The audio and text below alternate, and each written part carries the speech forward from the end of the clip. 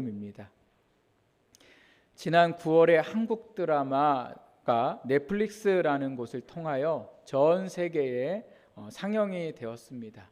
그러면서 이 드라마가요, 각 나라마다 1위를 차지하는 놀라운 일들이 일어나게 됐는데요. 드라마뿐만 아니라 드라마에서 나오던 배우들이 입고 있던 옷도 그랬고, 또 그 드라마에서 게임을 하는데 그 게임도 전 세계적으로 유명하고 유행을 하게 되는 일들이 일어나게 됐습니다. 그 드라마의 제목이 바로 뭐냐면 오징어 게임입니다. 그런데 이 드라마가 이렇게 전 세계적으로 많은 사람들에게 인기를 얻었는데 안타까운 부분이 있었습니다. 그게 바로 뭐냐면 이 드라마에 기독교에 대해서 부정적으로 이 드라마에 나온 거죠. 등장인물 중에 목사의 딸이 나오고, 또 어떤 등장인물이 나오냐면 기도하는 사람이 등장의 인물로 나오게 됩니다. 목사의 딸이요, 기도하는 사람에게 막 비난을 하면서 뭐라고 막 이야기를 합니다. 그렇게 목사의 딸이면서도 기도하는 사람을 비난하는 이유가 어디에 있었냐면, 이 목사의 딸인, 그러니까 아버지가 목사인 이 사람이 딸을 성폭행하고 또 아내를 매일 때리면서 그때마다 하던 게 있는데, 그게 바로 뭐냐면 돌아서서 하나님 앞에 회개를 했더라는 거예요. 그리고 회개를 하고 난 후에는 또다시 성욕과 폭력이 자기 안에 주장할 때에 또다시 딸을 성폭행하고 그 아내를 때리는 일들을 수도 없이 계속해서 반복하면서, 그때마다 맨 마지막에는 하나님 앞에 무릎을 꿇고 회개를 하게 되었습니다. 이러한 장면이 나왔고요. 또 기도하는 사람은요, 그 게임에서 상대방이 죽지 않으면 자기가 죽어야 되는 상황에 이르렀을 때에 이 사람이 무릎을 꿇고 기도를 해요. 하나님, 저를 여기서 구원해 주십시오. 그래서 결국은 게임을 하게 됐는데 상대방이 잘못해서 죽고 본인이 살아남았어요. 그러니까 살아남으니까 또 하나님 앞에 기도하는 거예요. 하나님, 저를 이 죽음 가운데 살려주신 것에 감사합니다. 그렇게 기도하는 것을 보면서 그 드라마 안에서 사람들이 그 기도하는 사람을 막 비난을 하게 됩니다. 이 사람이 나중에 보니까 이 게임을 하러 오기 전에 뭐 하던 사람이냐면 길거리에서 예수천당 불신지옥을 외치던 사람이었더라는 거예요. 누가 봐도 신실하고, 또 누가 봐도 정말 하나님의 나라를 위해 사는 것 같은 모습을 하는데, 이 드라마 속에서 펼쳐지는 이러한 모습들은 참으로 드라마를 보는 기독교인들에게는 참으로 마음이 편치 않는 장면들입니다. 그래서 이 드라마가 상영이 되고요, 기독교 단체에서 이 드라마 측에 막 항의도 하고, 또 교회에서 보지 못하게 하는 그러한 드라마로 막 이렇게 하려고 했던 그런 일들이 일어나게 됐습니다. 근데 저도요, 이 드라마를 보면서 이러한 장면들을 보고서 참으로 안타깝고 마음이 편치 않았습니다. 제가 편치 않은 이유는 두 가지인데요. 하나는 왜 굳이 많은 종교 중에 기독교를 저 사람들이 저렇게 다루었을까? 근데 이 감독이 이번 드라마만 그런 게 아니라 그 전 드라마에서도 이 교회에 대하여, 기독교에 대하여 그렇게 좋지 않은 시선으로 보고 있는 거죠. 그러나 여러분, 드라마에 보이는 기독교의 모습이 전부는 아니잖아요. 저도 목사지만 목사가 또 다 그런 것도 아니에요. 그런데 마치 교회의 목사가 그렇게 그려지고, 기도를 한다는 사람들의 그 삶이 그렇게 자기만을 위한 이기적인 모습으로 그려지고 있는 것이 너무도 안타까운 마음이 들었고, 또 한 가지 안타까운 이유는 어디에 있냐면, 부정하고 싶어도 부정할 수 없는 기독교의 현실이 그 드라마에 드러났기 때문에 그렇습니다. 어떤 목사도 그렇게 딸을 성폭행하고 아내에게 폭력을 행하는 목사가 없다면 제가 당당하게 거짓이라고 말할 수 있는데, 우리 주변에 또 이렇게 뉴스에서 나오는 목사들의 모습이나 또 기독교인들의 모습은 그렇게 현실이 정말 바르다, 옳다라고 말하기는 너무도 어려운 현실들 속에 일어나고 있기 때문에 그렇습니다. 주일이면 하나님 앞에 예배를 드리고 또 심지어 예수님을 믿으라고 말하면서도 불구하고 삶은 전혀 예수 믿지 않는 사람처럼, 때로는 오히려 예수 믿지 않는 사람보다 못하게 살아가고 있는 오늘 우리의 모습을 예수님이 보신다면 이렇게 살아도 괜찮다고 우리에게 말씀하실까요? 또 이 드라마에 나왔던 그 목사처럼 자기의 모든 잘못을 할 때마다 회개를 하면 그 회개한 것으로 우리가 모든 것을 다 깨끗이 없어지는 걸까요? 하나님이 주신 오늘 이 말씀을 보면 하나님께서 절대 그렇지 않다고 말씀하고 계시는 것을 보게 됩니다. 오늘 말씀을 보면 요한이 예수님보다 앞서 예수님의 길을 예비를 합니다. 즉 예수님이 오시기 전에 백성들에게 메시아를 맞을 준비를 하도록 그들에게 선포를 하게 되는데, 그 선포한 것이 바로 뭐였냐면, 우리가 읽지는 않았지만 3절 말씀에 보니까 요한이 예수님을 맞을, 메시아를 맞을 준비를 어떻게 해야 하는지 백성들에게 선포를 했습니다. 외쳤습니다. 3절 말씀을 보십시오. 요한이 요단강 부근 각처에 와서 제사함을 받게 하는 회개의 세례를 전파하니, 이렇게 말씀하고 있죠. 그러니까 예수님 오기 전에 백성들이 예수님을 맞을 준비를 할 때 뭐를 하라고 얘기했냐면 회개의 세례를 받아라, 이렇게 얘기합니다. 회개는 씻는다는 의미가 있어요. 그래서 요단강에 나와서 너희의 죄를 회개하면서 요단강에서 뭐예요? 세례를 너희가 받아라, 이렇게 말합니다. 즉 죄를 뭐예요? 회개하라, 이렇게 얘기하는 거죠. 여러분, 죄의 원어의 뜻은요, 관역을 벗어나다라는 뜻을 가지고 있습니다. 화살을 쏘는 사람이 어디를 보고 쏩니까? 관역을 보고 쏘잖아요. 관역. 그래서 관역을 보고 쏴야 활이 어디에 꽂혀요? 관역에 꽂히는 거죠. 그런데 죄는 뭐냐면 하나님이라는 관역, 하나님의 뜻이라는 관역을 향하여 우리가 나가야 되는데, 오늘 우리가 하나님의 관역을 향해 나가는 게 아니라 관역을 벗어나서 우리의 육신의 삶을 향하여 나가고 우리의 좋음을 향하여 나가고 있는 그것이 바로 뭐예요? 죄라는 거예요. 그럼 회개는 뭐냐면요, 원어의 뜻을 보니까 마음을 바꾸다라는 뜻을 가지고 있어요. 회개는 우리의 입술로 내가 이거 잘못했습니다 라고 이렇게 말하는 것도, 고백하는 것도 회개지만, 이 회개의 진짜 의미는 뭐가 있어요? 마음을 바꾸는 거죠. 근데 여러분, 왜 회개의 뜻이 삶을 바꿔라, 행동을 바꿔라 뭐 이렇게 말씀하고 있지 않고 마음을 바꾸라고 말씀하셨을까요? 왜 그럽니까? 우리의 모든 행동이 어디로부터 시작하기 때문에 그래요. 우리의 마음으로부터 시작하기 때문에 그렇죠. 우리의 마음이 어떠한가가 뭘로 드러납니까? 행동으로 드러나는 거죠. 아무리 우리가 입에서 무슨 말을 하고 무슨 말을 해도 마음이 전혀 안 그러면 입만 그렇게 이야기하는 거고 행동은 전혀 바뀌지 않습니다. 그러나 우리의 마음이 바꾸어지면 어떻게 됩니까? 우리의 삶이 바꾸어지는 역사가 있는 거죠. 그래서 회개는 뭐예요? 벗어났던 관역, 초점을 맞추고 있던 그 초점을 이제는 뭐예요? 다시 관역을 향하여 우리가 뭐예요? 초점을 맞추는 것. 그것이 바로 회개인 거죠. 그래서 세례 요한은 예수님 앞에 뭐예요? 우리의 죄를 회개하고 그 주님이 오셔서 이제 베푸시는 뭐예요? 구원에 이르도록 회개의 세례를 받으라고 이야기하고 있는 겁니다. 그래서 우리는 먼저 뭐 하는 삶을 살아야 돼요?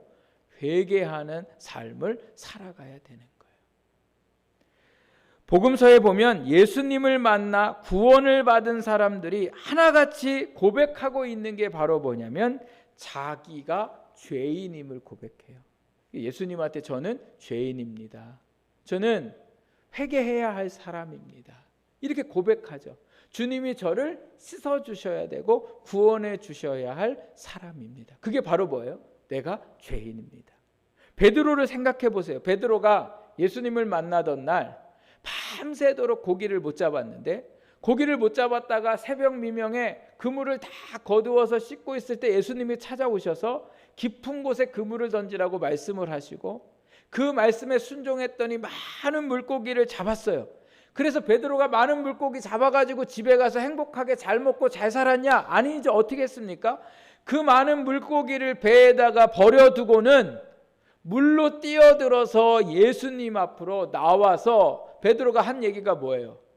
주님, 저는 죄인으로소이다. 저를 뭐예요? 떠나소서. 이렇게 얘기하죠. 그때 예수님이 베드로의 죄인임을 고백하는 그 고백을 들으시고는 어떻게 하셨습니까? 그를 구원하시고 그의 제자를 삼아주시는 역사가 일어나게 됐더라는 거예요. 그래서 여러분, 오늘 이 요한이 이 백성들에게 예수님을 맞이하고 메시아를 400년이 넘도록 기다렸던 그들에게 지금 뭐 하라고 말씀하고 있는 거예요? 회개의 세례를 받아라. 너희가 죄를 회개하고 마음을 바꾸어서 이제는 관역을 하나님께로 향해라. 보내실 메시아를 향하도록 세례 요한이 그들에게 권면을 하고 있는 거죠. 그래서 세례 요한이요, 사람들에게 찾아다니면서 요단강에서 이렇게 회개의 세례를 전파를 했더니 놀랍게도 사람들이 그 회개의 세례에 대한 소식을 듣고서 어디로 몰려들기 시작하냐면 요단강, 세례 요한이 있는 요단강으로 다들 몰려들게 됐습니다.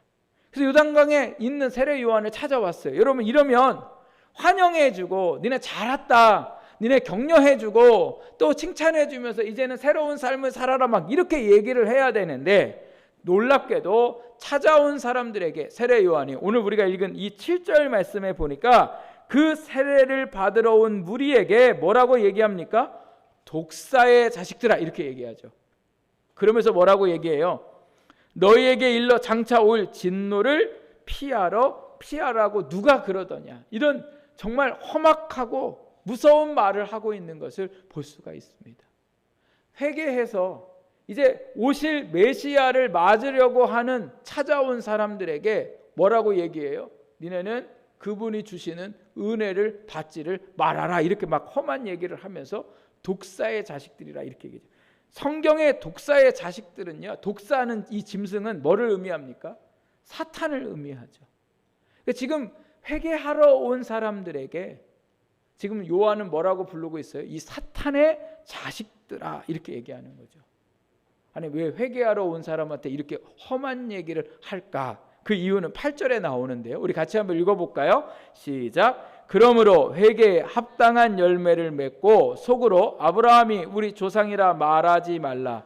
내가 너희에게 이르노니 하나님의 능히 이 돌들로도 아브라함의 자손이 되게 하시리라. 아멘. 요한이 회개의 세례를 받으러 온, 회개하러 온 사람들에게 왜 독사의 자식들이라고 했을까? 첫 번째 이유는요, 회개에 합당한 열매를 맺을 마음이 없었기 때문에 그런 거죠. 단순히 그냥 요단강에 와서 몸을 씻고 나면 자기의 죄가 사해진다는 것만 이 사람들이 생각했지, 이 죄가 사해지고는, 이 죄를 씻고는 다시금 뭐예요? 그 삶을 바꿀 마음이 전혀 없더라는 거예요. 회개는 우리가 하는 거고 제사함은 누가 받게 하시는 거예요? 예수님이 받게 하시는 거죠. 그러니까 우리는 단지 요단강에 와서 몸을 씻는 거고, 그 몸을 씻을 때에 누가 용서해 주세요? 예수님이 오셔서 이제 그들을 용서하시고 구원을 하시는데, 문제는 회개를 하러 온 사람이 그냥 물에 와서 입버릇처럼 우리가 그냥 얘기하는 것처럼 내가 이런 잘못했습니다 하고는 전혀 그 마음이 뭐예요? 돌이킬 마음이 이들에게 없었더라는 거예요. 제가 오징어 게임 얘기하면서 그 목사 이야기를 했잖아요. 이 목사가 예를 들면 이 사람들이 지금 이런 거예요. 목사가 자기의 욕망이 막 들끓어요. 성적으로도 그렇고 막 분노가 막 마음에 가득 차서 딸을 또다시 성폭행하고 아내를 그렇게 때린 후에 그 다음에 뭐 했다고요? 회개했어요. 하나님, 내가 이렇게 음란한 죄를 저지르고 내 아내 이렇게 폭력적이어서 아내를 때린 것을 주님 용서하여 주옵소서. 회개하긴 했어요. 근데 그 마음에 뭐 하고 싶진 않아요? 이 나쁜 짓을 그만두고 싶은 마음이 전혀 뭐예요? 없었더라는 거죠. 세례 요한에게 세례를 받으러 왔던 이 독사의 자식들이라는 이야기를 들었던 사람들도 단순히 그냥 어떤 이런 예식을 통해서 내 죄가 씻음 받는다고, 내 죄가 없어진다고 생각했지, 또다시 그 죄를 내가 짓지 않으려고 하는 마음을 먹지 않았기 때문에 그렇더라는 겁니다. 오늘 이 말씀에 나오는 독사의 자식들의 모습이 오늘 우리의 모습일 때가 많죠. 회개는 우리가 하지만 우리 또한 뭐예요? 회개에 합당한 열매를 맺으려고 하지 않더라는 거예요. 주일이면 죄를 고백해요. 오늘도 우리 고백했잖아요. 그랬을 때에 우리가 회개의 시간을 갖고 또 대표기도 하시는 분이 우리의 죄에 대해서 같이 주님 앞에 우리의 죄에 대해서 고백을 했을 때 우리가 아멘으로 우리가 이제 더 이상 그 죄의 삶을 살지 않겠다고 주님 앞에 회개를 하지만 우리의 회개를 생각해 보면 내가 정말 그럴 마음이 있을까 하는 우리 안에 의심이 될 때도 있고 내 삶을 보게 될 때도 있는 거죠. 물론 하루아침에 우리가 죄를 회개했다고 해서 우리의 삶을 완전히 바꾸기는 어렵습니다. 어떤 사람은 하루아침에 죄를 완전히 끊어내버리고 그 죄에서 돌이키는 사람이 있는가 하면 오늘 여기 말씀해 보니까 회개에 뭐라고 말씀하세요? 열매라고 말씀하시잖아요. 회개의 열매. 열매는 하루아침에 열립니까? 시간이 지나서 때가 되면 열립니까? 예, 시간이 지나고 때가 되면 열리는 거죠. 그런데 그 열매가 맺기까지 오늘 우리가 주님 앞에 회개를 했다면 비록 똑같은 죄를 우리가 반복하고 살지만 그 죄에 대하여 우리의 심각성이 있어야 된다는 거죠. 고민이 있어야 되고 내가 이 죄를 왜 끊어버리지 못할까에 대한 안타까움도 우리가 하나님 앞에서 갖고 있어야 되고 이 죄를 놓고 하나님 앞에 끊임없이 이 죄를 이길 수 있도록 되게 은혜를 달라고 하나님 앞에 기도도 해야 되고 이게 죄의 열매를 맺어가는 오늘 우리의 삶의 모습이 돼야 되는데 우리의 모습은 그저 그냥 와서 회개 기도하면 우리의 죄가 마치 다 사라져 버린 것처럼 그렇게 너무나 가볍게 생각하면서 산다는 거죠. 정말 내 마음에 이 죄 때문에 갈등이 심하고 이 죄를 놓고 여기서 돌이키기를 원하는 마음들이 오늘 우리 안에 있을 때에 우리가 죄를 끊는 게 아니에요. 우리는 죄 못 끊어요. 우리 이 죄인이 어떻게 죄를 끊고 살아갈 수 있겠습니까? 그러나 그러한 고민과 그러한 안타까움을 하나님 앞에 가지고 나아갈 때에 또 주 안에서 이러한 삶을 우리 안에 마음을 바꾸어서 살아가고자 할 때에 성령님이 오늘 우리의 죄가 끊어지게 하시고 우리의 삶의 광역을 다시금 재조정할 수 있는 은혜를 우리에게 허락하시는 줄 믿습니다. 그래서 여러분 오늘 우리가 정말 이빠른 회개가 아니라 진정한 우리의 마음을 바꾸고자 하는 그러한 우리 안에 갈망과 그러한 우리 안에 하나님을 향한 의지가 있기를 주님의 이름으로 축복합니다. 그때에 진정한 회개의 열매를 맺으면서 오늘도 우리가 살아가게 되는 역사가 일어나게 될 줄 믿습니다. 또 한 가지 오늘 요한이 독사의 자식들이라고 말한 두 번째 이유는요, 아브라함의 자손이라 이들이 믿었기 때문에 그렇습니다. 아브라함의 자손은 어떤 의미가 있습니까? 하나님이 선택하시고 하나님이 복을 주시고 하나님의 구원이 임했다라는 의미를 가지고 있어요. 아브라함의 자손은 하나님께서 아브라함을 선택하시고 아브라함에게 내가 너의 자손들에게 이러한 구원의 은혜를 베풀겠다고 약속을 하셨기에 아브라함의 후손들이 어떤 마음이 있어요? 우리는 많은 민족 중에 하나님이 선택하시고 우리는 아브라함의 자손이기에 하나님이 절대 우리를 버리시지 않고 구원하신다는 그러한 믿음을 가지고 있었습니다. 그런데 요한은 뭐라고 얘기합니까? 아브라함의 자손이라고 너희가 구원을 받을 줄 착각하지 말라는 거예요. 이 말은 뭐예요? 혈통으로 구원받을 수 없다는 거예요. 너희가 아무리 아브라함의 자손이라고 그렇게 자랑스러워하고 그 아브라함의 자손인 것만으로도 구원을 받을 수 있다고 믿는 너희들의 생각이 잘못되었다는 거예요. 그러면서 뭐라고 얘기합니까? 아브라함의 자손처럼 살아가야 된다는 거예요. 아브라함이 하나님을 어떻게 믿었습니까? 하나님 앞에서 어떻게 살아갔습니까? 아브라함은 하나님의 선택을 받고 하나님께 부르심을 받고 그 부르심을 받은 자답게 살아갔고 하나님은 아브라함의 그 믿음을 보시고 의로 여기셨는데 문제는 이 자손들이 아브라함의 자손인 것만 혈통인 것만 외치지 전혀 아브라함의 믿음을 본받아 살아갈 생각이 없었더라는 거예요.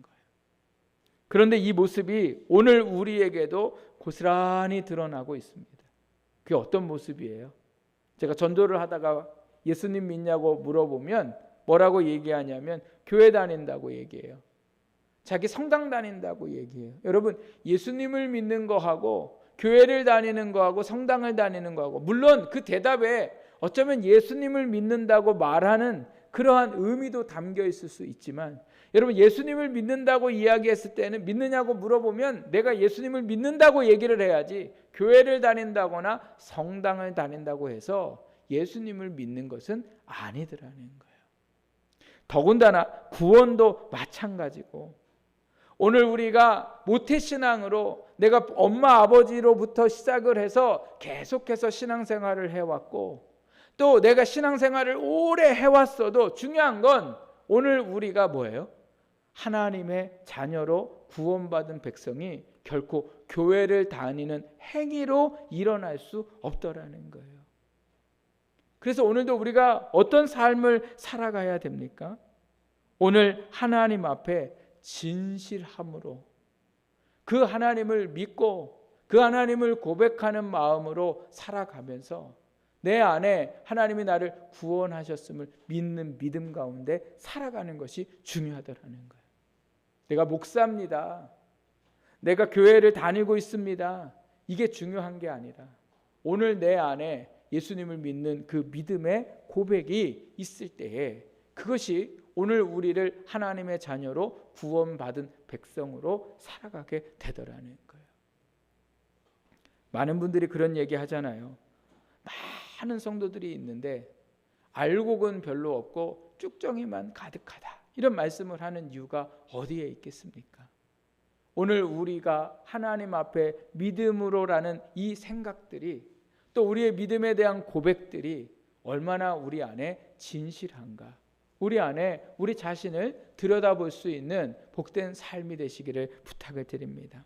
지난주에 제가 오후에 그런 말씀 드렸어요. 예수님 믿는 방법에 관해서 말씀을 나누면서 뭐라고 말씀하고 있습니까?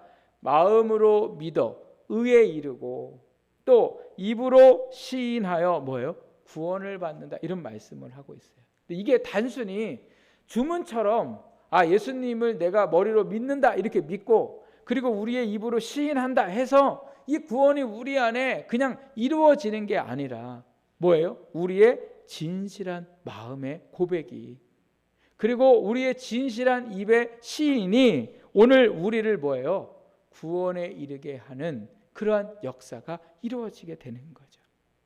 입으로는 믿는다고 얘기하면서도 마음으로는 전혀 뭐예요? 그것을 믿지 못하고 살아가는 오늘 우리의 삶이 있다면 오늘 우리가 이제는 어떻게 해야 됩니까?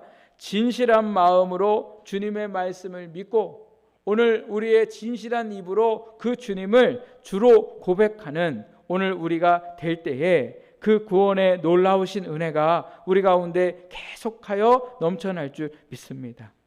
이렇게 오늘 하나님 앞에서 또 요한이 이런 말씀들을 할 때에 책망을 받았던 사람들이 뭐라고 이야기를 합니까? 그러면 어떻게 우리가 회개에 합당한 열매를 맺어야 합니까? 이거 물어보죠.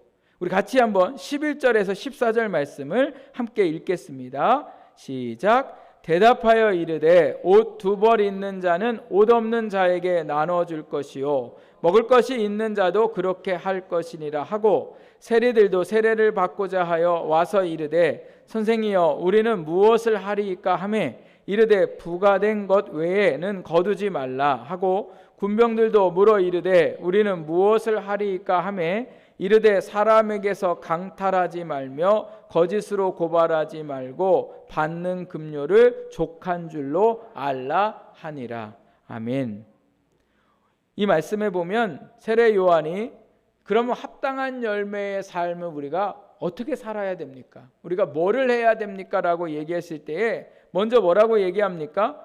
옷 2벌 있는 자는 옷 없는 자에게 나누어 주고 먹을 것 있는 자도 나누어 주라고 말씀하세요. 근데 이 말씀 보십시오. 여러분, 옷이 몇 벌 있는 사람부터 나눠 주래요?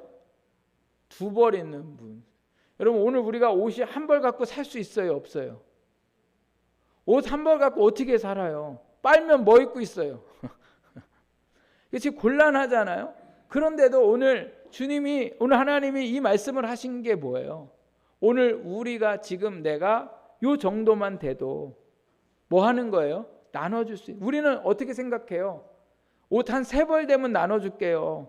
옷 4벌 되면 나눠줄게 이렇게 생각하잖아요. 음식도 마찬가지예요. 엄청난 음식들을 우리가 많이 갖고 있을 때에 나누어 주는 게 아니라 지금 내가 갖고 있는 그 자그마한 것들도 뭐예요? 나누는 삶을 살라는 거죠. 그 다음에 세리들에게는 뭐라고 얘기합니까? 세금을 부과한 것만 받으라는 거예요. 더 많이 받지 말라는 거예요. 이게 뭐예요? 거짓된 삶을 살지 말고 거짓으로 인해서 내 삶의 욕심을 채우며 살지 말라는 말씀이고, 그 다음에 무슨 말씀입니까? 군인들에게 뭐라고 얘기하세요? 사람에게 강탈하지 말고 거짓으로 고발하지 말아라 이런 얘기하세요. 이게 뭐예요? 너의 있는 힘으로 약한 사람들을 위협하거나 핍박하지 말라는 말씀이죠. 그러면서 뭐라고 얘기하세요? 받는 줄로 받은 것을 있는 것을 급료를 뭐예요? 족한 삶을 살아라 이렇게 말씀하세요. 이 모든 말씀을 종합해 보면 한마디로 뭐예요? 선한 삶을 살라는 거예요. 우리는 생각할 때 주님 오시면서 회개 세례를 받고 나서 회개에 합당한 열매 우리가 생각하면 더 많이 기도하고 더 많이 예배드리고 더 많은 일들을 우리가 영적인 일들을 해야 한다 이렇게 생각하는데 오늘 말씀해 보니까 결론은 뭐예요? 우리가 어떻게 한 삶을 살아래요? 선한 삶을 살아라 이렇게 말씀하는 거예요. 여기에 나와 있는 군인들, 세리들 그리고 사두개인들과 바리새인들의 문제는 안식일을 안 지키는 게 문제가 아니에요. 하나님 앞에 예배를 안 드리고 제사를 안 드린 게 문제가 아니에요. 말씀을 안 읽은 게 문제가 아니고 기도를 안 한 게 문제가 아니에요. 여러분, 세상에 일어나는 문제들을 생각해 보세요. 교회에 와서 예배를 안 드린 사람 때문에 문제가 있습니까?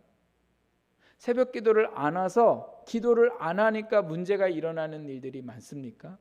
세상이 이렇게 어지러운 이유는 어디에 있습니까? 우리가 예배를 잘 안 드리고 기도를 잘 안 하고 말씀을 안 읽어서가 아니라 어디에 문제가 있어요? 선한 삶을 안 사는 곳에 문제가 있다는 거예요. 늘 주님의 말씀대로 살지 못한 것을 생각하며 우리는 단순히 뭐예요? 예배 드리는 거에 게을리하고 말씀 읽는 거에 게을리하고 이런 거에 초점을 맞추어 살아가는 거죠. 그러나 오늘 물론 예배도 잘 드려야 되고 기도도 잘해야 되고 오늘도 우리가 말씀을 묵상하고 살아가야 하지만 이 모든 것, 이 이유는 어디에 있습니까? 우리가 예배도 드려야 되고 기도도 열심히 해야 되고 말씀도 묵상하고 살아가야 할 진짜 오늘 우리가 그렇게 살아가야 할 이유는 어디에 있냐는 거예요. 어디에 있냐면요. 에베소 2장 10절에 아주 그 답을 정확하게 해주세요. 여러분 잘 들어보십시오. 우리는 그가 만드신 바라 그리스도 예수 안에서 선한 일을 위하여 지으심 받은 자니 이 일은 하나님이 전에 예비하사 우리로 그 가운데서 행하게 하려 하심이라. 아멘. 자, 여러분 이 말씀은요. 우리는 하나님이 만드신 바라 그리스도 안에서 그 만드신 이유가 뭐냐면 그리스도 예수 안에서. 이게 뭐예요? 예수님이 우리를 위해 십자가에 죽으시고 부활하신 그 놀라우신 은혜 안에서 뭐를 위하여? 선한 일을 위하여 지으심을 받은 자니. 선한 일이 뭐예요? 예배드리고 기도하고 이런 것도 선한 일이지만 오늘 뭐예요? 주님의 마음을 가지고 세상에 나아가서 하나님이 원하시는 삶을, 그래서 이웃을 사랑하고 헌신하고 섬기고 나누어주고 베푸는 이 선한 일을 위하여 우리를 뭐예요? 지으셨다는 거예요. 이 일은 하나님이 예비하사 우리로 그 가운데 행하게 하려 하심이라. 여러분, 오늘 우리가 창조 전에 하나님이 우리를 창조하실 것을 하나님이 미리 작정하셨어요. 여러분 믿으세요? 이 땅이 창조되기 전에 하나님이 이미 우리를 이 땅에 태어나게 하실 것을 작정하셨어요. 근데 그 작정하신, 예비하신 이유는 우리로 그 가운데서, 그 가운데서가 어디예요? 예수님 가운데 안에서, 하나님 뜻 가운데 안에서 뭐예요? 선을 행하게 하려 하심이라. 어떤 목사님이 교회가 크게 부흥이 되고 그리고 은퇴를 하셨을 때에 기자가 그분에게 가서 물어봐요. 목사님, 목회를 하는 동안 제일 후회되는 게 뭡니까? 이렇게 물어봤을 때 이 목사님이 뭐라고 얘기하냐면, 내가 우리 교회 성도들을 영적으로는 바르게 살게 했는데 삶적으로는 너무, 육신적으로는 너무 약하게 내가 교육하고 목회를 한 게 너무 내게 참 아쉽습니다. 이런 얘기를 했어요. 그 인터뷰의 글을 보고 어떤 목사님이 비판을 하는 글을 제가 봤어요. 무슨 비판이었냐? 그 목사님은 영적으로도 온전치 못하게 살았다는 거예요. 그 이유가 뭐냐면 하나님과의 영적인 관계 속에 관계를 맺고 살아가는 사람은 반드시 누구랑 좋은 관계 속에 살아갈까요? 우리의 이웃들과, 우리가 함께 있는 사람들과 뭐예요? 좋은 관계를 맺을 수밖에 없더라는 거예요. 하나님은 뭐예요? 사랑이시라. 그 하나님의 사랑을 받고 그 하나님의 사랑을, 하나님과 사랑하는 사람이 어떻게 이웃을 사랑하지 못하겠냐는 거예요. 그러니까 자기는 기도도 잘했고 예배도 잘 드렸고 말씀 공부도 잘하고 제자 훈련도 완벽해. 근데 문제는 뭐예요? 세상에 나아가서 선한 삶을 살지 못했다는 거예요. 오늘 우리가 해야 할 일이 무엇입니까? 오늘 우리가 예수님이 탄생하신 이 성탄절을 기다리고 또 다시 오실 예수님을 오늘도 우리가 기다리면서 이미 우리는 예수 그리스도로 인해서 우리는 뭐예요? 죄 사함을 받은 사람들이에요. 그런데 이 죄 사함을 받은 오늘 우리의 삶이 오실 주님을 기다리면서 오늘 우리는 어떻게 살아가야 될까? 무엇을 우리가 하며 살아가야 될까? 오늘 주님이 이 말씀을 하고 계시는 선한 삶을 살아가는 저와 여러분이 되기를 주님의 이름으로 부탁을 드립니다. 예수님이 만난 사람 중에 삭개오가 나오잖아요. 삭개오가 예수님을 보고 싶어서 그 나무 위로 올라가서 예수님을 봤는데, 삭개오가 자신을 보는, 예수님을 보는 것을 예수님이 보시고는 삭개오한테 내려오라고 하시고는 뭐라고 얘기해? 내가 너희 집에 갈게, 이렇게 얘기하죠. 그래서 예수님이 삭개오의 집에 들어갔을 때에 어떤 일들이 일어났습니까? 삭개오가 예수님으로 인하여 은혜를 받고 뭐라고 얘기해요? 내가 다른 사람들에게 속여서 돈을 받은 게 있으면 배나 갚고 내가 가난한 자에게 내 재산의 절반을 나눠주겠다. 이 삭개오는 뭐한 사람이에요? 세리장이에요. 세리는 당시에 다른 사람들에게 부과된 세금에 더 많은 돈을 얹어가지고 걷어들인 사람이 바로 세리장이었어요. 그런데 얼마나 살아오면서 다른 사람들 거 속여가지고 많이 받았겠어요. 그랬을 때에 뭐예요? 배나 갚겠다는 거죠. 아마 제가 볼 때는 거짓됐을 것 같아요. 예수님 믿고 거짓됐어요. 우리는 생각할 때 예수님을 만나면 아우 주님 그동안 제가 너무 예배 잘못 드렸네요. 제가 너무 예배를 자주 빠졌네요. 제가 너무 기도도 안 했네요. 말씀도 안 읽었네요. 제자 훈련도 안 했네요. 삭개오가 이렇게 얘기해야 될 거 아니에요. 제가 이제 안식일 잘 지킬게요. 제가 주님의 것 온전히 구별할게요. 그런데 놀랍게도 예수님을 만난 삭개오는 무슨 고백을 해요? 내가 이제는 돌아보지 못했던 사람들, 내 육신으로 죄 지었던 사람들에게 내 죄를 가서 용서를 받고 그리고 내 것을 이제는 나누는 삶을 살겠다라고 말하는 거죠. 사랑하는 여러분, 오늘도 우리가 신앙생활 열심히 해야 됩니다. 열심히 예배드리고 모임하고 기도하고 이렇게 살아가 복음도 전하고, 그러나 중요한 건 오늘도 이러한 삶 가운데 우리에게 반드시 있어야 할 것, 우리가 주님 오시는 그날까지 우리가 해야 할 건, 그건 바로 뭐예요? 하나님이 우리에게 원하시는 선한 삶, 우리의 가정에서 또 우리의 교회 안에서 직장 안에서 우리가 속해 있는 사람들과 함께 뭐예요? 주님의 마음으로 선한 삶을 살아가는 것. 어려운 사람들을 돌봐주고 그들의 이야기를 들어주고 그들의 필요를 채워주고, 그렇게 오늘 우리의 삶을 살아갈 때에 그것이 오늘 주님을 기다리는 우리의 삶이 되어야 됩니다.